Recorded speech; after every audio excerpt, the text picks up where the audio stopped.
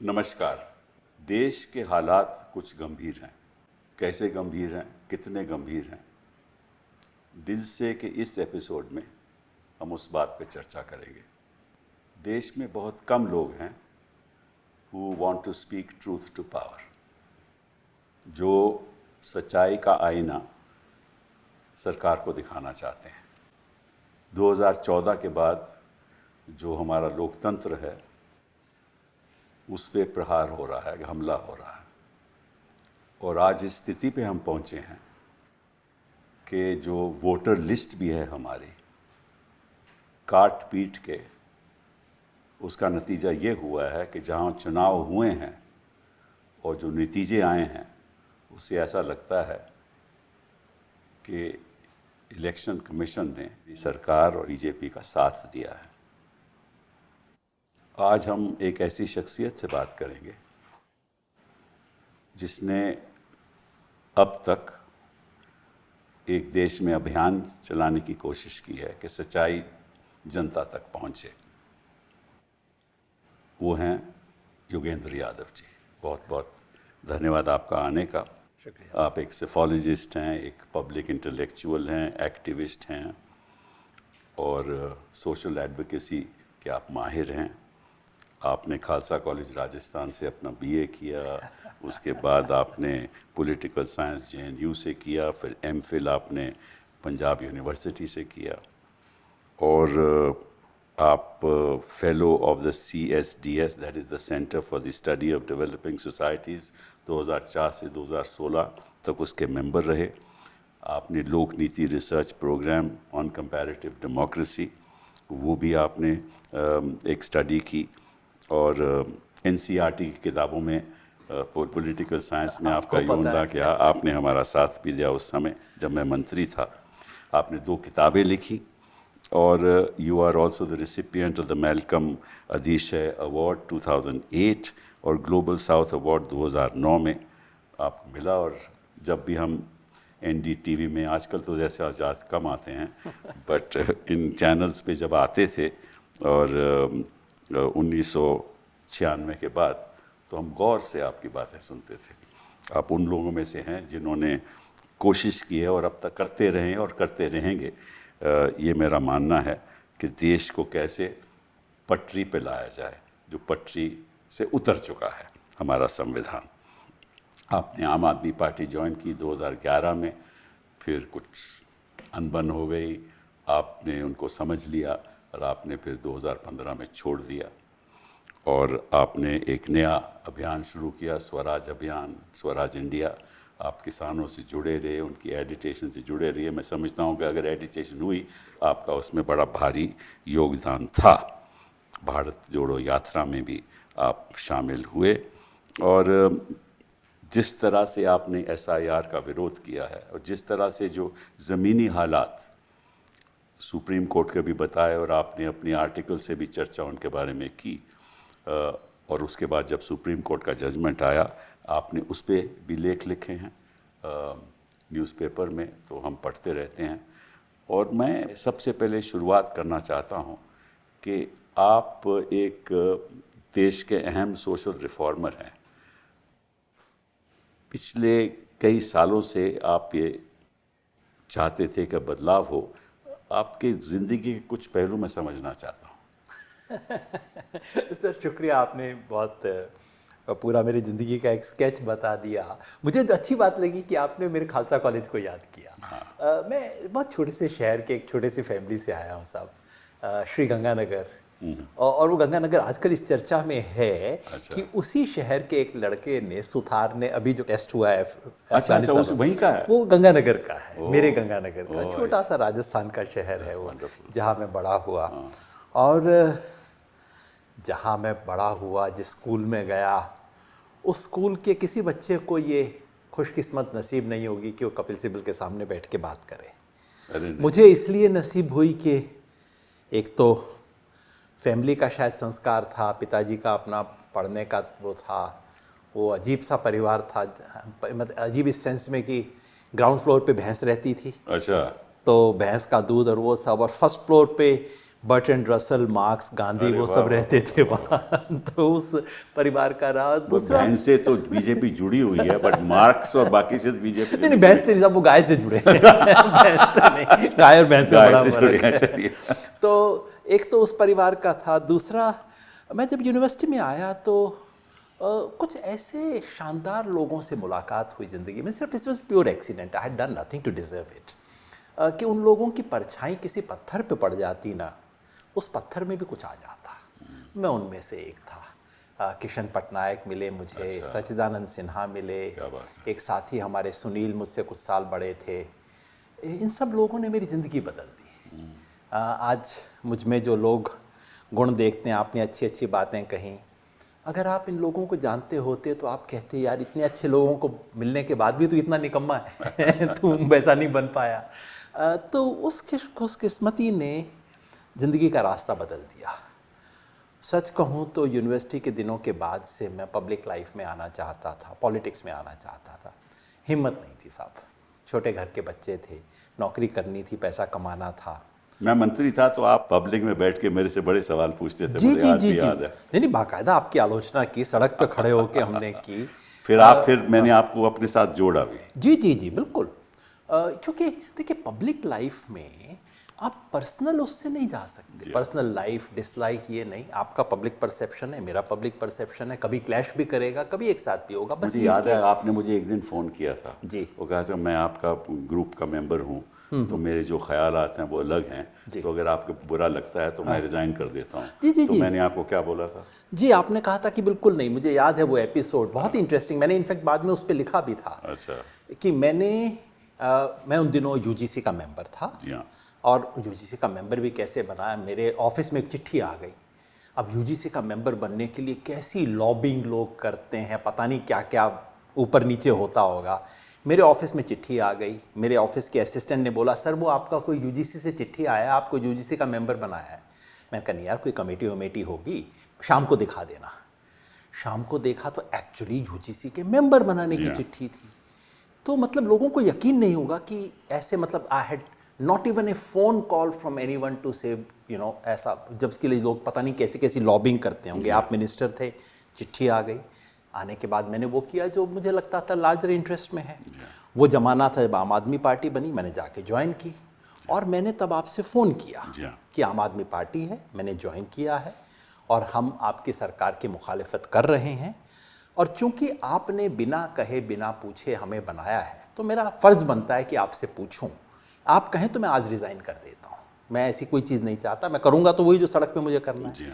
आपके और आपके एक सेक्रेटरी थे, वेंकटेश या क्या नाम था वो, बहुत, उसने कहा नहीं, मैंने सर से बात की है, सर कह रहे हैं नहीं, ये दो बिल्कुल जुदा चीज़ है। आपका ओपिनियन अपनी जगह है, आप अपने ओपिनियन को बिल्कुल ओपनली एक्सप्रेस कीजिए जैसा आप समझते हैं, और ये this has nothing to do with your membership.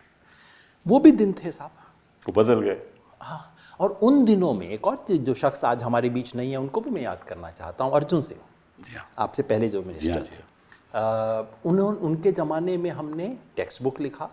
उस टेक्स्ट बुक में इमरजेंसी पे चैप्टर लिखा और इमरजेंसी की जो सारी गलतियां थीं पूरी डिस्क्राइब की। अर्जुन सिंह जी के पास किताब गई, छपने से पहले सब कुछ पढ़ के उन्होंने मेरे से बस ये कहा, प्रोफेसर साहब आपको लगता है देश तैयार है सब सच जानने के लिए? मैंने कहा सर देखिए, तो सच तो है और हमारा फ़र्ज बनता है बच्चों को सच बताना। तो उस कांग्रेस के मिनिस्टर ने अपने रहते हुए इमरजेंसी की सारी जो गलतियां थीं उसको डिस्क्राइब करने वाली टेक्स्ट बुक को बिना कॉमा फुल स्टॉप के स्वीकार कर लिया। तो ये भी था एक ज़माना। मैंने उस समय मंच से कहा था कि मनमोहन सिंह के बारे में प्रैक्टिकली दो बातें कही थी। मैंने कहा था कि वो पर्सनली करप्ट हैं, मैं बिल्कुल नहीं मानता, लेकिन मैंने ये भी कहा कि इतनी ईमानदारी का क्या करें। तो और उसकी वजह से देश में वो माहौल बना जिससे बनाया गया, वो आरएसएस की सपोर्ट से बनाया गया। मेरे उसके हिसाब बारे से में मैं गलत हो सिब्बल सकता साहब हूँ। दो अलग चीज़ें हैं। मैं जानता हूँ मेरे बहुत दोस्त हैं, आज भी हैं, जो मैं आज जा खड़ा हूँ, बहुत लोग कहते हैं देखो तुम लोगों ने करके, तुम लोगों ने मोदी को यहाँ पे लाया। मैं दो चीज़ पूछता हूँ, वो ये कि जब भी ऐसा वक्त आता है किसी रिजीम की, सेकंड रिजीम था, बहुत कोई शानदार सरकार चल रही थी, सेकंड में ऐसा नहीं था, जनता में अनीस थी, जैसे कि अब देश में आ रही है, अनीस थी। छोटे छोटे कोई ना कोई इससे तो incident ज़्यादा आ रहे शानदार था। थे। इस मतलब आज जब मैं पलट के देखता हूँ तो मनमोहन सिंह जी की आर्थिक नीतियों का मैं आलोचक था। मैं अपनी वाइफ से कह रहा था कि यार मेरे कई बार दिल होती है कि उस आदमी को जाके मैं कभी कहीं जाके बोलूँ कि नहीं we are grateful to you, आप इस देश में करोड़ों लोगों के लिए कुछ उन्होंने करके देखा। वेलबींग आप लेके आए जो इस देश में अवेलेबल नहीं थी। ये बात सही है, लेकिन ये कहना कि अगर अन्ना आंदोलन ना होता तब सब कुछ ठीक था, सब कुछ ठीक नहीं था। सब वो कुछ नहीं ठीक- होता, कुछ और सब होता। कुछ ठीक तो कोई सरकार में नहीं होता योगेंद्र जी, सब कुछ, क्योंकि सोसाइटल मूवमेंट ऐसी होती है, सामाजिक बदलाव ऐसा होता है कि कानून उसको उसके प्रति सुझाव नहीं दे सकता। जी, बड़ा मुश्किल है, क्योंकि the economic development, social development is much faster than the development of law. Sure, ठीक है ना। तो और हिंदुस्तान एक ऐसा देश है जहाँ जो प्रॉब्लम्स हैं वो इतनी कॉम्प्लेक्स हैं कि कोई भी सरकार पूरी तरह से सही नहीं लगती, किसी को भी नहीं लग सकती। आगे वाली सरकारें भी ऐसे होंगी, मैं मानता हूँ, क्योंकि कोई परफेक्ट चीज़ तो होती नहीं। तो खामियां थी हमारे में, लेकिन ईमानदारी थी। ये नहीं था कि भाई हम बेईमानी के साथ। कुछ टॉप लोगों में ईमानदारी थी और ये बात एक्नॉलेज की जानी चाहिए थी, जो कि नहीं की गई उस वक्त। और मैंने उस वक्त वहाँ रहते हुए भी, क्योंकि मैं अन्ना मूवमेंट का एक्चुअली हिस्सा नहीं था, मैं आम आदमी पार्टी का हिस्सा था, जी हाँ। अन्ना मूवमेंट का मैं हिस्सा नहीं था। मैंने तब भी दो चीज़ कही थी। पहला ये कि अगर आप सोच रहे हो कि लोकपाल से सॉल्यूशन हो जाएगा, ऐसा कुछ नहीं होने। देखा ना लोकपाल क्या हुआ, यही आम आदमी पार्टी ने क्या किया, मैंने उन दिनों भी बीजेपी ने क्या किया। पर मैंने उन दिनों भी लिखा था ये कहते हुए कि ये लोकपाल से अगर आप सोच रहे हो सॉल्यूशन हो जाएगा करप्शन का, कतई नहीं होगा इसमें, क्योंकि वो मेरा डिफरेंस था उस वक्त भी। और दूसरा ये कि सिस्टम का करप्शन और कुछ इंडिविजुअल्स को नेम करना, इसमें दोनों में फ़र्क है, इन दोनों को हमें अलग करना चाहिए। चलिए, मैं आपकी सामाजिक जर्नी की बात कर रहा था। जी। तो उसके बाद आप कैसे, मतलब कि आपने सोचा कि मैं समाज में बदलाव लाना चाहता हूँ और आप ज़मीन के जुड़े? सच बात ये है सिब्बल साहब, जैसे मैंने आपको बताया, मैं जब यूनिवर्सिटी में था, मुझसे एक सीनियर थे सुनील, वो टॉपर थे जेएनयू के, और उनका रिकॉर्ड बाद में सिर्फ अभिजीत बनर्जी ने तोड़ा। अच्छा। इतना मतलब उनका था ग्रेड। वो बंदा एमए करने के बाद मध्य प्रदेश के एक गांव में जाके रहना शुरू कर दिया। लोगों ने कहा 6 महीने में आ जाएगा, दुनिया भर से उसको ऑफ़र थे। वो पूरी ज़िंदगी वहाँ पे रहा। अच्छा। होशंगाबाद ज़िले के केसला के पास गांव में रहता था। वो मेरे लिए मॉडल था, मैं वो करना चाहता था। मेरी हिम्मत नहीं थी, उसमें हिम्मत थी, मेरे में हिम्मत नहीं थी। फिर मैंने यूनिवर्सिटी में पढ़ाना शुरू कर दिया, फिर CSDS में आ गया। मेरे को थोड़ा टेक्निकल इंटरेस्ट था इलेक्शन फोरकास्टिंग में, और वो सक्सेसफुल हो गया।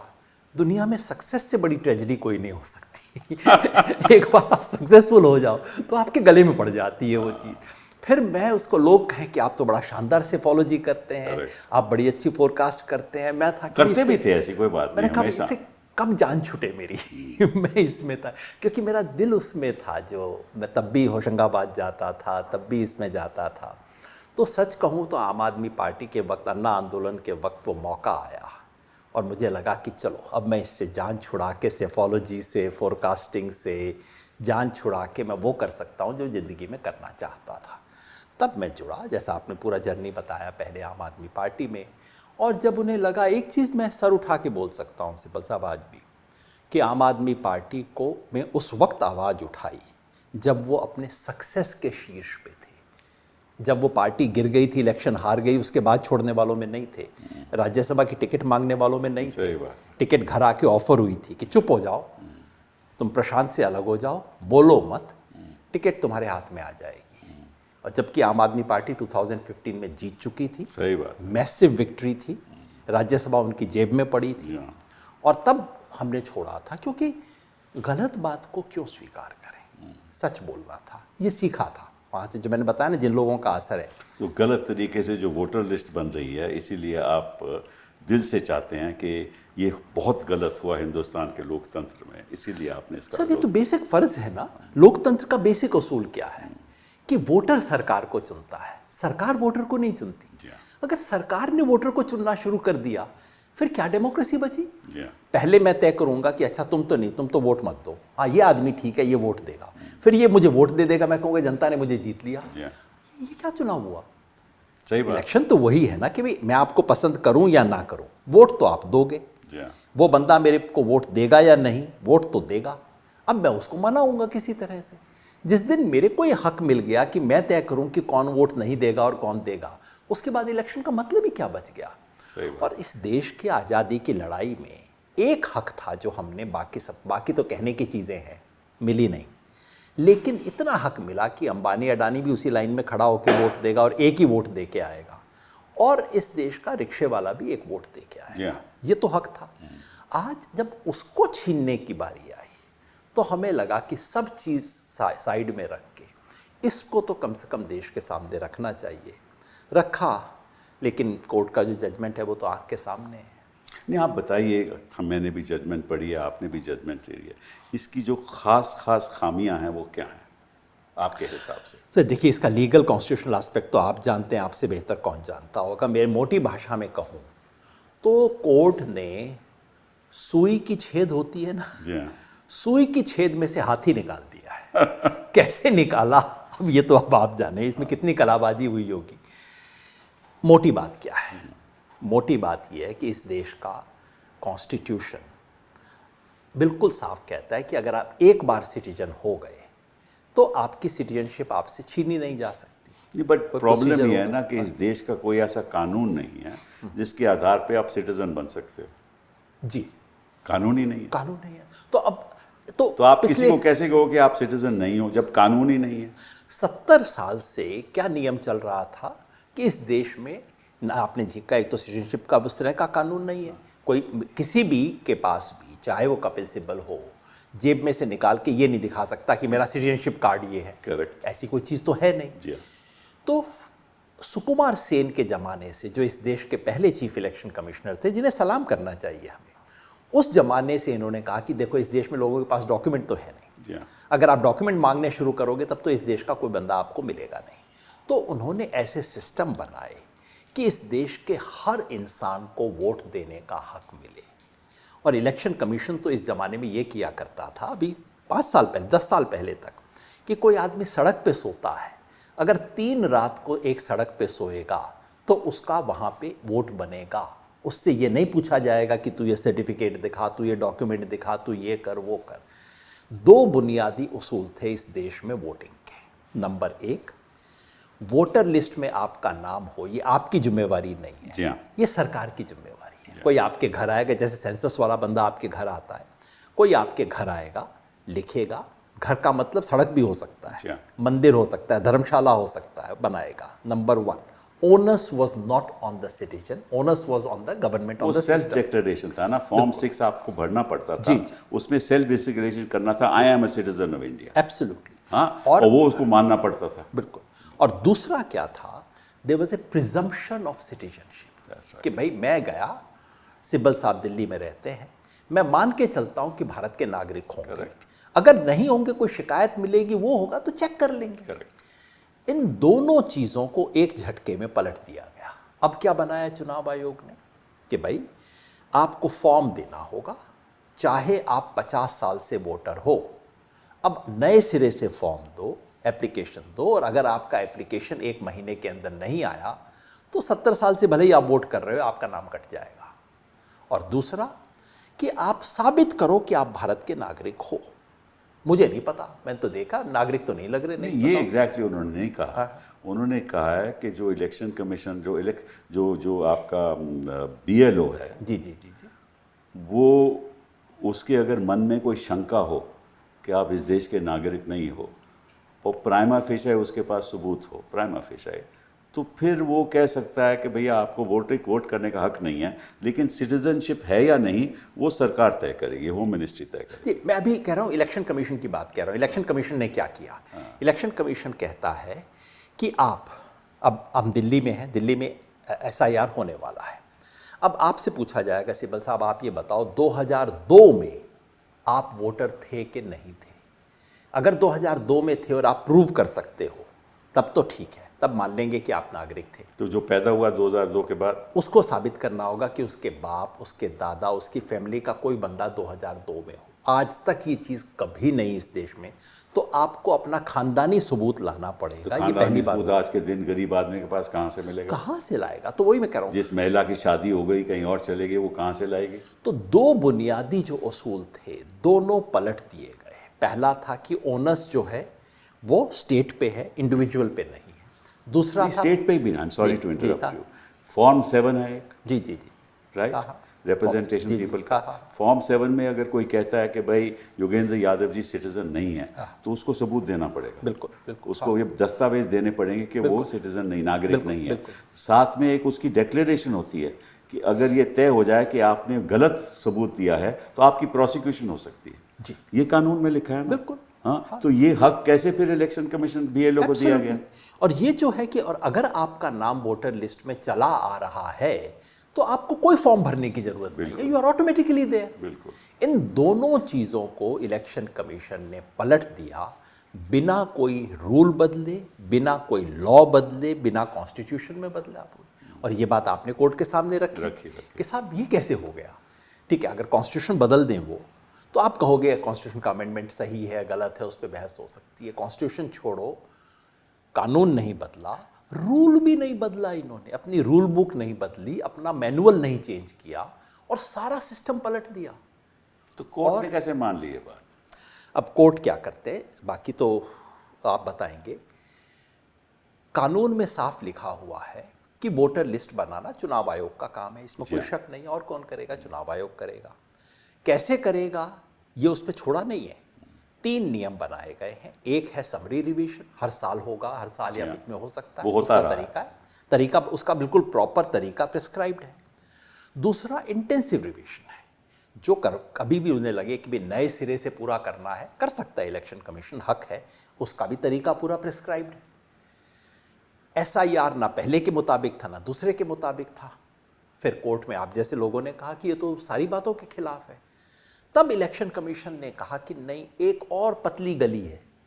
वो क्या है? 21(3), ये जो रिप्रेजेंटेशन ऑफ पीपल्स एक्ट का 21 नंबर क्लॉज का तीसरा नंबर हिस्सा, जिसमें कहा था एक एक्सेप्शनल क्लॉज है नॉटविथस्टैंडिंग एनीथिंग इन कि अगर बाई चांस कोई ऐसी एक्सेप्शनल सिचुएशन आ जाए जहां इलेक्शन कमीशन को महसूस हो कि किसी कॉन्स्टिट्यूएंसी में पार्ट ऑफ द कॉन्स्टिट्यूशन या किसी कॉन्स्टिट्यूएंसी के कुछ छोटे से टुकड़े में नए सिरे से बिल्कुल इलेक्शन आपको वोटर लिस्ट बनानी है, तो बिना किसी बंदिश के चुनाव आयोग वो कर सकता है। जैसे एक फ्लड आ जाए, अर्थक्वेक आ जाए, कोई और आपदा आ पिछले जाए। 70 साल में सिर्फ एक बार उसका इस्तेमाल हुआ था। ठाकुर द्वारा यूपी की कॉन्स्टिट्यूएंसी है, जहां से खबर आई थी कि एक खास कम्युनिटी के 20,000 लोगों का नाम काट दिया। लिंगदो उस जमाने में चीफ इलेक्शन कमिश्नर होते थे, उन्होंने मिस्टर राव को भेजा इंक्वायरी करने। मिस्टर राव ने आके कहा बिल्कुल ठीक है, 20,000 मुसलमानों का नाम काट दिया इन्होंने तो, और दूसरी जाति के लोगों का जोड़ा है।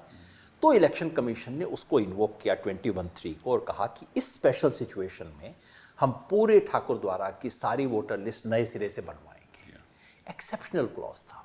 अब क्या हुआ है? ये तो सारा हिंदुस्तान पे लागू कर दिया। अब ये कह रहे हैं, यही तो मैं कह रहा हूं, सुई की छेद में से हाथी निकाल दिया, जिसमें से धागा निकालना था उसमें से पूरा हाथी निकाल दिया। अब कह रहे हैं इस एक्सेप्शन का इस्तेमाल करते हुए पूरे हिंदुस्तान की 543 कॉन्स्टिट्यूएंसी में किया जा सकता है। क्यों उसका इस्तेमाल कर रहे हैं? क्योंकि उस एक्सेप्शन में लिखा हुआ है कि ये करने के लिए आपको किसी बने बनाए प्रोसीजर को फॉलो करने की जरूरत नहीं है। वो तो नहीं ये लिखा। करते ही उनको ये एडवांटेज मिल गया। नहीं, वो तो नहीं लिखा। नहीं, उसमें पहले जो 21(1) और 2 में लिखा है, 3 में ये लिखा है नॉटविथस्टैंडिंग सबसेक्शन 2। जी जी जी जी जी यही बिल्कुल, लिखा है ना। जी। ठीक है तो ना? कोर्ट ने कह दिया कि पार्ट ऑफ अ कंस्टिट्यूएंसी और अ कंस्टिट्यूएंसी, जैसे आपने कहा, ठीक है ना, नॉट विथ, मतलब कि ये आप कोई ऐसी स्पेशल एग्जिजेंसी, इमरजेंसी आ जाए तो आप कर सकते हैं। तो अब कोर्ट कह रहा है कि इस स्पेशल, और उसमें ये भी लिखा था कि आपको उसका कारण बताना होगा क्या स्पेशल है। अब इलेक्शन कमीशन क्या कहता है? स्पेशल ये है कि साहब अर्बनाइजेशन हो रहा है, माइग्रेशन हो रहा है, 2003 से पहले हो रहा था, पूरी दुनिया में हो रहा है, हमेशा हो रहा है, क्या इसमें नई बात आ गई?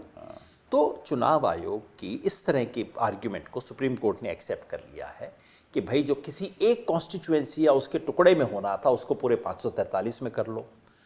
वो करने के लिए आप स्पेशल रीजन जो दुनिया में रोज होता है उसको स्पेशल रीजन उन्होंने स्वीकार कर लिया है और कहा है कि अब इसके लिए आपको कोई प्रोसीजर फॉलो करने की जरूरत नहीं, आप अपना प्रोसीजर अपने तरीके से बना लीजिए और उसमें कोई आपको बने हुए प्रोसीजर फॉलो करने की जरूरत नहीं है। मतलब कि जो पार्लियामेंट का कानून फॉलो करने की जरूरत नहीं, बिल्कुल नहीं है। ये एक ऑमनिबस क्लॉज है, ऐसा क्लॉज है जिसमें इलेक्शन कमीशन को पावर है जो मन चाहे वो करे। जी ठीक है ना, उसका कोई रीज़न भी देने को तैयार नहीं, और अगर रीज़न दें तो वो सुप्रीम कोर्ट भी नहीं तय कर सकती रीज़न सही है या गलत है। तो अफसोस की बात यही है, सिर्फ ये नहीं, कहने को तो ये बिहार का जजमेंट है, कहने को सुप्रीम कोर्ट का जो जजमेंट है वो बिहार इलेक्शन में SIR करना सही था या नहीं था वो है, लेकिन हकीकत में इसका मतलब ये है कि सुप्रीम कोर्ट ने इलेक्शन कमीशन के हाथ में ब्लैंक चेक दे दिया। वो दे दिया ना, बंगाल में वही तो हुआ। बिल्कुल ब्लैंक चेक अब दे दिया है, जिसमें जो मर्जी अमाउंट भर लो, जो मर्जी डेट भर लो, और उसको जैसे मर्जी अब तुम यूज कर लो, ये इसका मतलब हो गया। अब ये बताइए कि ये जो वर्ड स्पेशल इंटेंसिव है, रिवीजन तो मैं मानता हूँ, बट ये स्पेशल वर्ड कहाँ है? इंटेंसिव, स्पेशल, इंटेंसिव, रिवीजन, ये तीन अल्फाज तो इकट्ठा कहीं है ही नहीं। तो कानून आप मुझसे बेहतर जानते हो, आप मुझसे पूछ रहे हो, मैं बोल देता हूँ, पता तो आपको भी है कि इस देश में समरी रिवीजन है, स्पेशल इंटेंसिव रिवीजन है और स्पेशल रिवीजन है। स्पेशल इंटेंसिव रिवीजन नाम की चीज कहीं लिखी नहीं हुई है, ये बात हमने सबने कोर्ट में रखी। बिल्कुल बिल्कुल, ये इन्होंने खुद अपना निकाल लिया। और क्यों निकाला? ताकि इंटेंसिव रिवीजन की तरह से बिल्कुल कोरे कागज पे लिख सकें, लेकिन स्पेशल की तरह किसी प्रोसीजर को फॉलो ना करना पड़े। बिल्कुल। ये डबल एडवांटेज लेने के लिए किया गया, और अफसोस ये है कि सुप्रीम कोर्ट ने इस बात को भी मान लिया है। सुप्रीम कोर्ट ने इस बात को भी नहीं देखा है इस जजमेंट में कि इसका क्या असर होगा। आपने देखा होगा, कोर्ट के सामने तमाम फैक्ट्स रखे थे। मोटी बात फिर मैं बता दूं, अब तक देश के अंदाजन 60% एरिया में SIR हो चुका है, 40% में होना बाकी है, अभी शुरू हो गया, कर्नाटक वगैरह में शुरू हो गया है। अब तक कोई 6 करोड़ लोगों का नाम कट चुका है। 60% पे 6 करोड़ का कटा है, तो बाकी 40% में कितना कटेगा? और 4 करोड़ का कटेगा। 10 करोड़ नाम कट रहे हैं इस देश की वोटर लिस्ट में, और उस पे हमारा देश का सुप्रीम कोर्ट कहता है कि कोई बहुत एक्सेसिव नहीं। ये प्रोपोर्शनेट है। ये 95 पैरा जो है उसके अंदर लिखा है, शब्द मैं भूल रहा हूं, पर ये है कि मतलब कोई बहुत ज्यादा बड़ी बात नहीं हुई है। ऐसा आपको चिंतित नहीं होना चाहिए इसके बारे में। 10 करोड़ लोग चले गए हैं वोटर लिस्ट से, 6 करोड़ कट चुके हैं। वो कहते हैं कि चलिए कोई बात नहीं, अभी डिलीशन हो गई तो हो गई, अगले चुनाव में नोट दे देंगे। ये सुना मैंने, उस दिन मैं तो कोर्ट में नहीं था, लेकिन अखबारों में रिपोर्टेड था। इससे खतरनाक बात तो कोई हो नहीं सकती सर, कि अगले चुनाव में कोई गल नहीं, अगली बार आ जाना। ये कोई डेमोक्रेसी का लॉजिक हुआ? लोगों ने उसके बाद कई वाहियात बातें जजेस के बारे में भी लिखी हैं, वो सब मैं नहीं दोहराना चाहता, वो बेकार की बातें हैं। लेकिन कैसे कोई कोर्ट कह सकता है? इसका असर देखो जनता पे क्या पड़ता है। हाँ, ये तो एक मतलब के लोकतंत्र के ऊपर एक मजाक हो गया। और ये तब था सिब्बल साहब, ये बिहार वाले केस में नहीं, बंगाल में उन्होंने बात कही थी, जबकि एविडेंस कोर्ट के सामने रखा गया कि 27 लाख नाम डिलीट किए गए हैं ओवर एंड अबव नॉर्मल, और ये 27 लाख टारगेटेड हैं। इस 27 लाख में 2/3 मुसलमान हैं। इस 27 लाख में वो एरिया है जहां की ममता बनर्जी को ज्यादा वोट मिलता है, मुर्शिदाबाद, नॉर्थ परगना, बिल्कुल साफ सब कुछ करके दिखाया गया। उसके बाद कोर्ट का ये ऑब्जर्वेशन आता है कि कोई बात नहीं, अगली बार आ जाना, अगले इलेक्शन में वोट दे लेना। वो तो नेचुरल है ना, अगले इलेक्शन में देना पड़ेगा, क्योंकि उन्होंने कहा कि इनको नोटिस जाना चाहिए जी। अच्छा, नोटिस में वक्त लगता है, क्योंकि जवाब देना होगा, फिर उस पर एडजुडिकेशन होगी, तो तब तक तो इलेक्शन हो जाएगा। तो निश्चित रूप से कोर्ट को कहना पड़ा ना कि अगली बार जब नोटिस, जब इसकी कार्रवाई ख़त्म हो जाए और जज फैसला कर दे कि नहीं ये गलत तरीके से डिलीट हुआ था, तो अगली बार दे देंगे। हकीकत ये है सर कि उन 27 लाख लोगों के केस जो कि अब एक अपीलेट अथॉरिटी के सामने पड़े हैं, उसके जज साहब खुद कह रहे हैं कि सालों तक इसका फैसला नहीं हो सकता, इसलिए उन्होंने रिजाइन कर दिया, भले आदमी ने कहते हुए।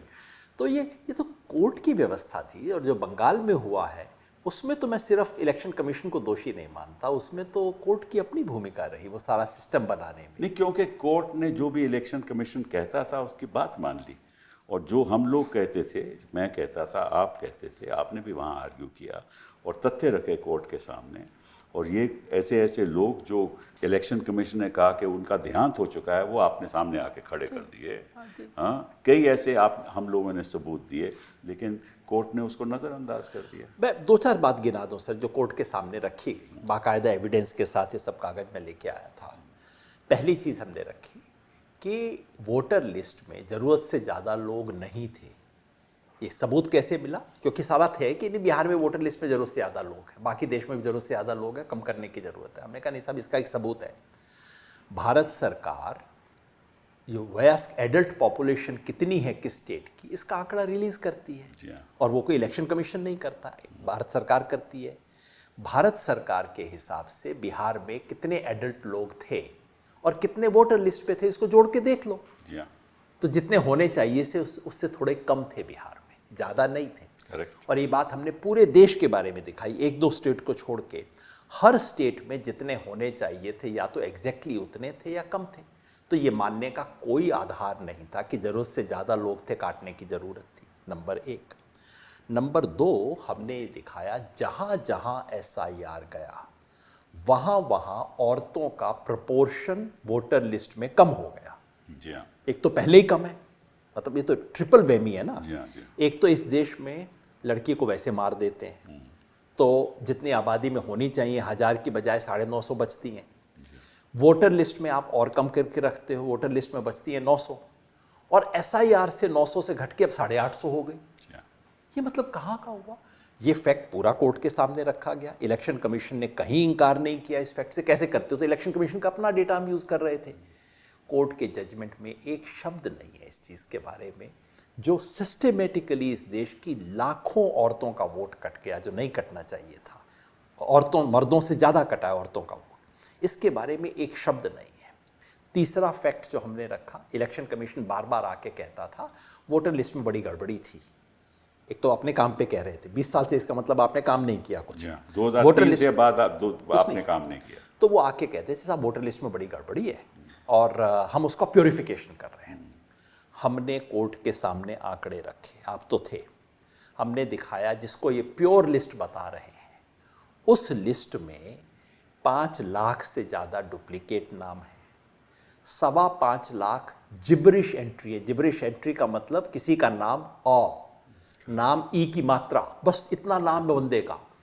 मैंने दिखाया कोर्ट के सामने, हंस रहे थे जज साहब, कि तमिल में लिखा हुआ नाम है, बिहार की वोटर लिस्ट है, तमिल में लिखा हुआ नाम है, और सिब्बल साहब उसी तमिल वाले नाम के आधार पर वोटिंग हुई है। ये सारी चीज़ें रखी। हमने दिखाया कि 2.5 करोड़ से ज़्यादा लोग बिहार के ऐसे थे जिनके परिवार में 10 से ज़्यादा वोटर हैं, जिसको election commission prima facie suspect मानता है। सारी चीज़ दिखाई। तो कहाँ से करेक्शन हो गया, क्या प्योरिफिकेशन हो गया?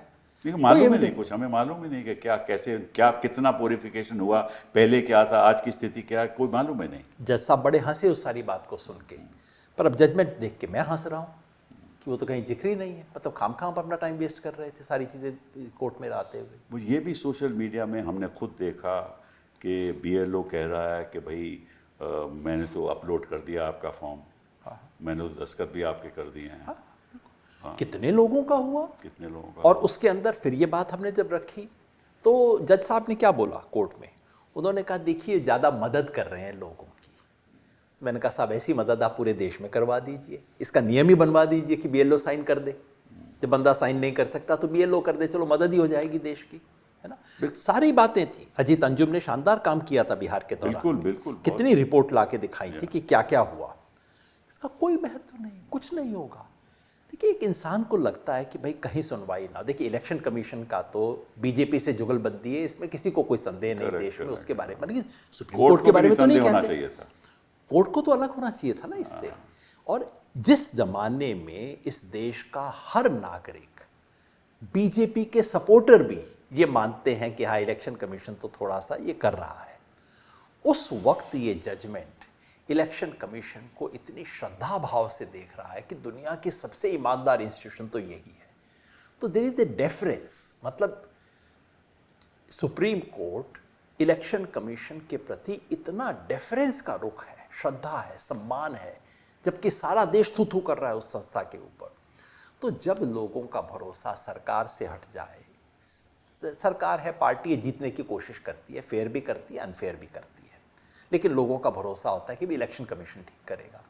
इलेक्शन कमीशन पे भरोसा, अब फील्ड अंपायर से भरोसा हट गया तो थर्ड अंपायर पे मामला आया। अब थर्ड अंपायर भी अगर ना करे तो फिर क्या हो? ये बड़ा डिलेमा है इस वक्त देश के सामने। वो जो गाना है ना, माझी जो नाव डुबोए उसे कौन बचाए। सब लोगों का आखिरी अपील, आखिरी उम्मीद रहती है सुप्रीम कोर्ट से कि चल बाकी ये सब कर लेंगे, ठीक है, इनको अपॉइंट किया सरकार ने, ज्ञानेश कुमार वगैरह ने तो इलेक्शन कमीशन की जो फजीहत करवाई है सारा देश जानता है, मगर लोगों को लगता है नहीं सुप्रीम कोर्ट ठीक करेगा इसको। आज सुप्रीम कोर्ट का जजमेंट आने के बाद हमें तो उम्मीद नहीं है।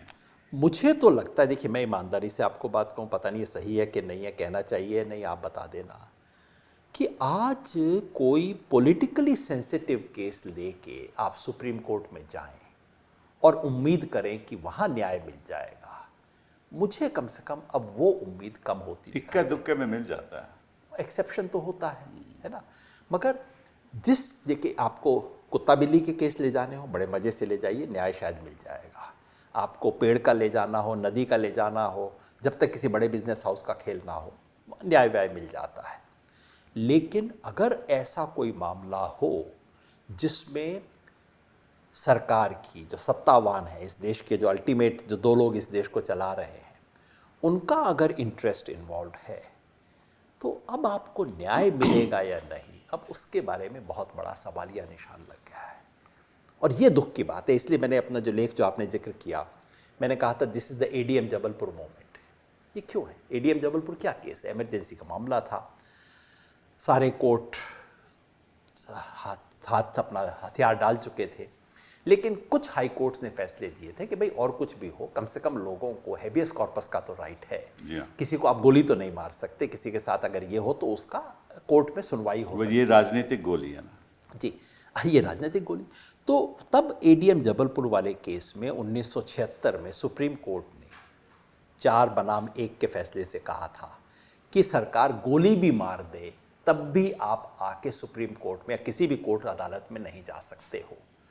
उस एडीएम जबलपुर जजमेंट का मतलब क्या था कि अब सुप्रीम कोर्ट आने की कोई ज़रूरत नहीं है, ये दरवाजे बंद हो चुके हैं। और मुझे डर ये लगता है कि ये जो एडीआर वाला मामला, ये भी एडी है, वो एडीएम था और ये एडीआर है। ये जो एडीआर वाला केस है, बिहार वाला एसआईआर का जो केस है, उससे कहीं ये संदेशा तो नहीं जाता कि बस अब कोई मामला जो पॉलिटिकली सेंसिटिव हो, बाकी केस का मैं नहीं कह रहा, जहाँ इस रिजीम का इंटरेस्ट इन्वॉल्व है, जहाँ वो हम दो हमारे दो जो है ना, उनका जो इंटरेस्ट है, उनका जहाँ इंटरेस्ट है, वहाँ आपको अब न्याय की उम्मीद छोड़ देगी। आम जनता ये सोचती है, ऐसा एक परसेप्शन बनेगा कि अब वो दरवाजे सही है गलत है हम नहीं कह सकते, लेकिन आम जनता का वो परसेप्शन परसेप्शन बन रहा है। और ये परसेप्शन बनना बहुत अच्छी बात नहीं है ऐसे में, जबकि इस देश की सारी इंस्टीट्यूशंस के दरवाजे बंद हो रहे हैं। ऐसे में सुप्रीम कोर्ट के बारे में ये इम्प्रेशन बन जाए, ये बहुत दुख की बात है। और ऐसा एक मोमेंट है जिसके बारे में हम सबको सोचना पड़ेगा। एडीएम जबलपुर ने यही किया था, एक इम्प्रेशन देश में बन गया। उससे भी खतरनाक है जी, क्योंकि एडीएम जबलपुर तो एक हेबियस कॉर्पस हो सकता है या नहीं हो सकता, फिर भी कोर्ट उसमें हाई कोर्ट के लेवल पे दखल अंदाजी होती थी। यहाँ तो ना स्पेशल जज कुछ करता है, ना कोई भी मामला हो, ईडी का मामला हो, ना हाई कोर्ट कुछ करता है, ना सुप्रीम कोर्ट कुछ करता है। और अगर ये फैसला सही है, मैं आपकी बात मानता हूँ, दिस इज़ एडीएम जबलपुर 2, अगर ये फैसला सही है तो निश्चित रूप से यही बाकी प्रदेशों में अभी चुनाव आने वाला है, उत्तर प्रदेश में अगर वही होने वाला है तो सारी सत्ता प्रदेशों की और केंद्र की सरकार, सारी सत्ता बीजेपी के हाथ में चली जाएगी। सिब्बल साहब, अगर बंगाल जैसा एसआईआर जहाँ भी हो जाए और असम जैसा डिलिमिटेशन हो जाए, उसके बाद आप इलेक्शन और डेमोक्रेसी को टाटा बाय बाय कर सकते हैं। असम की डिलिमिटेशन को लोगों ने ध्यान नहीं दिया। बिल ला रहे हैं ये। बिल्कुल। तो अगर वैसा डिलिमिटेशन हो गया और बंगाल जैसा एसआईआर हो गया, फिर उसके बाद क्या बचा है? उसके बाद तो आप जाके तमिलनाडु में चुनाव जीत जाओगे, उसमें क्या दिक्कत? अगर ये 2 चीज करवा सकते हो, फिर क्या बचा है इलेक्शन के अंदर? उसके साथ पैसा, पैसा, मीडिया, आपके अफसर सब कुछ। और सब कुछ वो जाएंगे, तो अफसर आप दिल्ली से भेजोगे, गुजरात कैडर के अफसर को आप बंगाल में भेजोगे, तो अफसर आपके, नियम आपका, इलेक्शन कमीशन आपका, पैसा आपका, मीडिया आपका, और फिर कहते चुनाव करवाएंगे। क्या मजाक है ये। और ऐसे में उम्मीद एक आखिरी रहती है कि हाँ, एक दरवाजा है देश का जो खुला है, और वो दरवाजे का जब बंद होने का आपको संकेत लगता है कि आता आधा खुला है, थोड़ा खुला है, या पूरा खुला है, या बंद है? सर, आप जितना जानते हैं मैं क्या जानूं, आप कितने सालों से सुप्रीम कोर्ट को देख रहे हो। थोड़ा खुला है। एक साधारण कार्यकर्ता के बतौर मुझे कल को कोई पूछे कि यार ये चीज़ हो रही है, गलत हो रहा है, आप सुप्रीम कोर्ट चलते हैं, मैं कहूँगा यार ठहर जा थोड़ा सा, देखा नहीं क्या हुआ है। जब मैं उमर खालिद का मामला देखता हूँ, एक नहीं कितने केसेस, नहीं छोड़िए, ये तो बहुत कितने तो उदाहरण हम दे सकते हैं। इसलिए अगर आज मेरे से कोई आके कहे कि बहुत गलत हो रहा है, चलो सुप्रीम कोर्ट जाना चाहिए, मेरा फर्स्ट होता है उसका हाथ पकड़ लेता हूँ, यार तू ठहर जा, थोड़ा सोच के जा, इतना मत कर। हम भी ऐसी ही राय देते हैं। तो ये तो अच्छी बात तो नहीं है ना सिब्बल साहब। बहुत बुरी। अगर किसी लोकतंत्र में आपको लोगों को ये कहना पड़े कि नहीं, हाईएस्ट जुडिशरी के फोरम में मत जाओ, ये क्या कहता है? ये कोई अच्छी बात तो नहीं। प्रॉब्लम ये है ना कि ना तो राहत स्पेशल कोर्ट में मिलती है जी, ना हाई कोर्ट से मिलती है, तो जाएं कहाँ? ये एक जो आपने एक शब्द में कह दिया, जाएं तो जाएं कहाँ, ये आज इस देश का सबसे बड़ा सवाल है। और इसलिए कॉकरोच जनता पार्टी आती है। ये कोई पार्टी नहीं है, ना मुझे मालूम, कोई मूवमेंट नहीं है, कुछ नहीं है, एक चुटकुला है। एक चुटकुले के पीछे जनता चल रही है। इस देश के करोड़ों नौजवान एक चुटकुले के पीछे चल रहे हैं। क्यों? पागल तो नहीं है, क्योंकि सारे रास्ते बंद हो गए हैं। जाएं तो जाएं कहाँ? चलो चुटकुला है, चलो इसके पीछे लगते, कुछ नहीं लगता, चलो एक बटन तो कर देते हैं यहाँ पे। ये जो सबसे बड़ा निराशा हो गई है युवाओं, ये जो हताशा है, ये जो निराशा है, और ये जो है कि अब क्या कर सकते हैं, ये लोकतंत्र के लिए अच्छा संदेश नहीं है। और न्यायपालिका के लिए जो अंतिम उम्मीद है, बाकी सब दीवारें ढह जाएं, लोगों को लगता है कि हाँ भाई एक थर्ड अंपायर है, उसके पास तो जा सकते हैं, अगर वहाँ से निराशा हाथ लगती है, और ये मैं इसलिए नहीं कह रहा हूँ कि मैं पिटिशनर था। आप क्रिकेट में थर्ड अंपायर देखते हो ना, जी, तो आपको दोबारा तस्वीर दिखाता है। जी, पूरा दिखाता है, किस तरह से बॉल गिरा, किस तरह से विकेट पे जाया, किस तरह वो LBW है। यहाँ तो थर्ड अंपायर तो ये दिखाई नहीं सकता। वही दिक्कत आ रही है ना, कि आपको जहाँ एक आखिरी उम्मीद होती है, ये बार मैं इसलिए कह रहा हूँ, इसलिए ADM जबलपुर मूवमेंट है, ये आखिरी उम्मीद रहती है कि खेल सारा बीजेपी का क्या है कि भाई हम तो इलेक्शन, हम पॉपुलर हैं, हम अच्छा काम कर रहे हैं। अच्छा काम कैसे कर रहे हो? क्योंकि पब्लिक हमारे साथ है। पब्लिक कैसे आपके साथ? इलेक्शन जीत रहे हैं। इलेक्शन कैसे जीत रहे हो? इस तरह से जीत रहे हैं इलेक्शन। और जब आप ये लेके जाओ कि साहब ये तो ठीक नहीं है, तो सुप्रीम कोर्ट ना सिर्फ ये कहता है कि बिहार में जो हुआ वो ठीक था, बल्कि वो कोई किसी किस्म की बंदिश नहीं लगाता, और आगे चुनाव आयोग कुछ भी करना चाहे उसकी भी परमिशन दे देता है। मैं तो घबराता इसलिए हूँ सिब्बल साहब इस जजमेंट को देख के, कि इस जजमेंट को देख के तो बंगाल भी, ये तो बंगाल का जजमेंट आ चुका, अब आप बंगाल का केस चल रहा है, इसका कोई मतलब नहीं, क्योंकि इस जजमेंट में आ गया बंगाल का केस, तो अब आ गया। और यही नहीं, इसके बाद 15 और चीज़ें जो होंगी उसका जजमेंट भी आ गया ये तो अब तो कोई किसी किस्म का लिमिट बचा ही नहीं है। चुनाव आयोग जो चाहे बिल्कुल छुट्टा छोड़ दिया है इन्होंने चुनाव आयोग को, और वो उस चुनाव आयोग को जिसकी साख इस वक्त मिट्टी में मिली हुई है, उसको आपने छुट्टा छोड़ दिया। देश का नागरिक उस पर विश्वास नहीं करता, उसको आपने छुट्टा छोड़ दिया।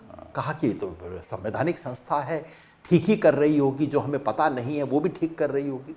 आप ही बताइए, कोर्ट इतना तो पूछ सकता था ना कि भाई आपको लगता है कि वोटर लिस्ट में बहुत गड़बड़ी थी, अच्छा हमें कोई एविडेंस दिखा दो। हाँ, तो कोई आपने कुछ तो मांग सकते थे। हाँ, कि भाई आप कह रहे हो। हम कानून में जब संशोधन लाते हैं पार्लियामेंट में, एक पहले जो जिस केंद्र के बारे में और लॉ के बारे में संशोधन, जब सपोजिंग HRD है तो हम कानून बदलना चाहते हैं, तो पहले सरकार में तय किया जाएगा कि क्या फैक्ट्स हैं, क्यों बदलना चाहते हो। वो सारी फाइल मूव करेगी, आंकड़े होंगे हमारे सामने, कैबिनेट में ले जाएंगे, उस पर चर्चा करेगी, कैबिनेट के लोग कुछ बैठे, ग्रुप ऑफ कैबिनेट मिनिस्टर बैठेंगे, उस पर चर्चा होगी, फिर कहीं जाकर पास होगा। तो कौन सा दस्तावेज या फैक्ट्स इलेक्शन कमीशन के पास थे जिसके आधार पे इन्होंने स्पेशल इंटेंसिव रिवीजन का फैसला लिया? और सुप्रीम कोर्ट और ने कौन से दस्तावेज सुप्रीम कोर्ट के आगे लिखे गए Exactly. जो हमने बहस की मांगा? सिब्बल साहब, जो सूचना है, सच है नहीं मैं जानता नहीं हूँ, सूचना ये है कि इलेक्शन कमीशन के पास फाइल भी नहीं है इसको जस्टिफाई करने के लिए। ये ऑर्डर व्हाट्सएप पे पारित हुआ है। बाकी मतलब ये भी नहीं कि 3 इलेक्शन कमिश्नर बैठे हों, नॉर्मल क्या होता है और कुछ नहीं, चलिए छोड़िए, नीचे से एक नोट पुटअप होता है। जी हाँ, ये प्रॉब्लम है, ये सब एविडेंस है, इसके आधार पे ये सजेशन है और ये कीजिए। कमीशन मीट करेगा, कमीशन कहेगा अच्छा इसमें से फला चीज़ों को लाएं। सुप्रीम कोर्ट इतना तो कह सकता था कि वो फाइल दिखा दो भाई, फाइल है ही नहीं, दिखाएंगे कहाँ से? कोर्ट ने मांगी नहीं। हमने कहा कि आप आपने कहा जी। और इन्होंने क्या कहा था? इन्होंने कहा कि नहीं 2003 में हमने किया था, वही रिपीट कर रहे हैं। फिर आप लोगों ने, प्रशांत भूषण ने कहा कि अच्छा 2003 वाली फाइल दिखा दो। कहा जी वो तो गुम गई। फिर हम जैसे लोग पकड़ के कहीं से ले आए, प्रशांत भूषण ने 2003 की फाइल रख दी इनके सामने, पता लगा झूठ बोल रहे थे। कोर्ट ने उस पर एक टिप्पणी नहीं की है इसके बारे में। आप झूठ बोल रहे हो कोर्ट के अंदर। गाइडलाइन भी जो पुरानी थी जी, पुरानी गाइडलाइन निकाल लाए जी, बिल्कुल निकाल लाए। पता लगा कि ये तो कोर्ट में झूठ बोल रहे थे। कोर्ट ने कहा ये तो गाइडलाइंस हैं, फिर पावर तो 21(3) में है। तो बस 21(3), सारा खेल 21(3) का है कि बस एक बार उस पतली गली में से आपने हाथियों की बारात निकाल दी पूरी की पूरी। तो ये जब होता है तो कहीं ना कहीं ऐसा लगता है कि ये तो मन बना रखा है, मन बना रखा है। कई बार क्या होता है, पहले तर्क आते हैं, बाद में फैसला आता है। कई बार फैसले के बारे में मन पहले बन जाता है, तर्क बाद में आते हैं। ये तो हम अनुमान ही कर सकते हैं। ऐसा कई लोगों ने, मैं 2-3 देखे, बहुत अच्छे आर्टिकल्स वगैरह आए हैं इसमें, जो क्या है, इंडकॉन लीगल फिल करके जो ये तो नहीं कैसे उन्होंने पहले फैसला किया, लेकिन ये कह सकते हैं कि इस जजमेंट में कई खामियां हैं जी। और अगर लोकतंत्र को हमें जिंदा रखना है तो यही मैटर 5 जजेस के सामने जाना चाहिए। ये चीज़ें आप बेहतर जानते हो सर, उनको मेरी तो उनको खुद करना चाहिए, क्योंकि नतीजे तो उनके सामने सच हैं। कहूं मुझे याद है कि ये जब बिहार का चुनाव हो रहा था तो हरियाणा से, पानीपत से, सोनीपत से, करनाल से ट्रेनें आईं। उनमें से लोग जो भाजपा का वो पहन रहे थे, उनसे पूछा गया, वो कह रहे कि हमें चीफ मिनिस्टर ने भेजा है और स्पेशल ट्रेन चल रही है और हम जाके वहाँ वोट करने जा रहे हैं और सारा पैसा बीजेपी ने दिया। ये फैक्ट्स देश के सामने हैं और ये इलेक्शन कमीशन को मालूम है और मुझे इतना विश्वास है कि कोर्ट को भी मालूम होगा, क्योंकि ऐसा तो है नहीं कि हम लोग ये तो सब खबरें देखते भी हैं, कोई ना कोई तो इनको बताता जज साहब ने कोर्ट में बोला था we do not operate in vacuum. Exactly. तो वो भी अखबार पढ़ रहे होंगे, वो भी पढ़ रहे होते हैं क्या हो रहा है। तो फिर अगर इस चीज़ की जानकारी है और ऐसी बात सूरत से गए, बंगाल में सूरत से लोग आए ना, सूरत से भी स्पेशल ट्रेन चल रही है, हमें मालूम है इस बात का। तो अगर ये ज़मीन पे हो रहा है तो फिर ये कानून का ऐसे फैसले का मतलब क्या हुआ? इसका मतलब तो ये हुआ कि होता रहे, कोई फर्क नहीं, लेकिन पावर है जी, और उस पावर के ऊपर मोहर लग गई है। अब पावर देखिए, बीजेपी गड़बड़ी कर रही है, वो मुझे दिख रहा है, सारे देश को दिख रहा है। वो ठीक, वो वैसा नेता है, इच्छा होती है पावर को बनाए रखने की। इलेक्शन कमीशन जुगलबंदी कर रहा है, अब ये बात भी पूरे देश को पता लग गई है। अगर मुझे शिकायत किसी से है तो उससे है जिससे उम्मीद है। इलेक्शन कमीशन से क्या मैं शिकायत करूं? किस इनसे, ज्ञानेश कुमार से क्या मैं उम्मीद करूं? आज की तारीख में मेरी उम्मीद 0 है, उससे मैं क्या शिकायत करूं? सुप्रीम कोर्ट से उम्मीद रहती है, इसलिए शिकायत रहती है। तो उम्मीद है अभी। ये आपको पता होगा सर कि ये 5 जज की बेंच से कुछ होगा, 11 जज की बेंच से होगा। मेरी तो हिम्मत नहीं होती अब किसी को कहने की कि भाई जाओ सुप्रीम कोर्ट में जाओ। जो जजमेंट में पढ़ता हूँ उसके बाद तो यही लगता है कि ठीक है, जो हो रहा है वो तो होगा। और इसीलिए मैं एडीएम जबलपुर बार बार कहता हूँ, जो एडीएम जबलपुर ने एक तरह से दरवाजे बंद कर दिए थे, ये कई मायनों में दरवाज़ा बंद करने वाला जज। लोकतंत्र का दरवाज़ा बंद हो गया। वो तो एक स्पेशल हेबियस कॉर्पस का दरवाज़ा बंद किया, यहाँ तो लोकतंत्र का दरवाज़ा बंद। कॉन्स्टिट्यूशनल रेमेडीज का दरवाज़ा बंद हो रहा है। जब सब कुछ हो जाए तो आप कहाँ जाते हैं? आप कोर्ट के सामने। फिर भी हमें उम्मीद है योगेंद्र जी। जी ये तो इसका तो आप तो अभियान करते रहते हैं, हम भी आपसे जुड़ जाएंगे, ये बहुत ज़रूरी है। सर मैं तो एक सिंपल बात कहता हूँ कि रिपब्लिक को बचाने के लिए आखिर में पब्लिक आएगी। हाँ, there is no doubt about that is the thing. तो वो करना चाहिए और सब लोगों को जुड़ना चाहिए। इन्हीं शब्दों के साथ आपका बहुत बहुत धन्यवाद।